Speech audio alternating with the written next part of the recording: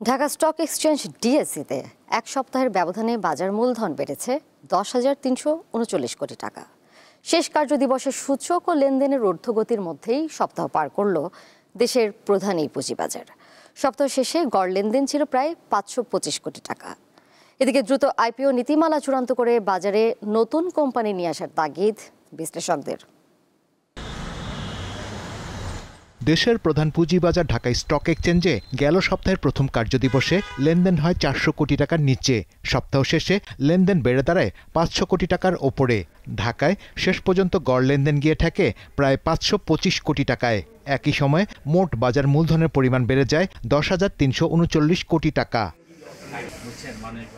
Dhaka stock exchange ডিএসসির এক সূচক সপ্তাহের শেষ দিনে 18 পয়েন্ট বেড়ে মোট সূচকের পরিমাণ দাঁড়ায় 5,028 পয়েন্টে। ওয়ালটন এখন দেশের সীমানা পেরিয়ে পৌঁছে গিয়েছে 50টিরও বেশি দেশে।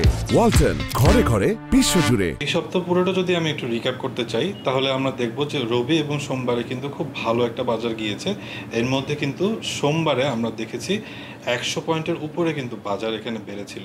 তার পাশাপাশি তারপরে দুদিন যদি আমরা যাই, মঙ্গল এবং বুধবারে কিন্তু স্লাইট একটু কারেকশনে ক্লোজ হয়েছে এবং শেষ কার্যদিবসে কিন্তু আমরা খুব স্ট্রং একটা বুলিশ একটা মোমেন্টাম কিন্তু দেখছি।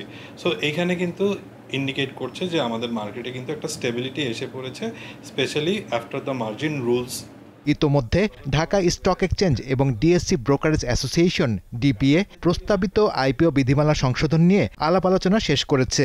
ব্রোকারেজ হাউসগুলো বলছে দ্রুত আইপিও বিধিমালা চূড়ান্ত করতে হবে, আর তা না হলে বাজারে নতুন কোম্পানি আনা কঠিন হয়ে দাঁড়াচ্ছে। আইপিও বিধিমালাটা বিনিয়োগ ফ্রেন্ডলি করার জন্য সেখানে বিএসসিসি অ্যান্ড যে আদার যে ব্রোকার অ্যাসোসিয়েশন এবং সাধারণ যারা ইনভেস্টরদের সাথে একসাথে মানে অলরেডি তারা বসেছেন এবং আশা করি একটা নতুন আইপিও বান্ধব একটা নতুন নীতিমালা আসবে। নতুন কোনো আইপিও আসে, নতুন বিনিয়োগকারীও আসে, ভালো আইপিও ভালো বিনিয়োগকারী আসবে এবং সেটার বাজারে ডেপথ অনেক বৃদ্ধি পাবে। এদিকে ধীরে ধীরে পুঁজিবাজারে গতি ফিরতে শুরু করেছে বলে জানাচ্ছে ব্রোকারেজ হাউসগুলো। এই অবস্থায় বুঝে শুনে বিনিয়োগ করার পরামর্শ বাজার সংশ্লিষ্টদের। শাহরিয়ার ইমন, দীপ্ত সংবাদ, ঢাকা।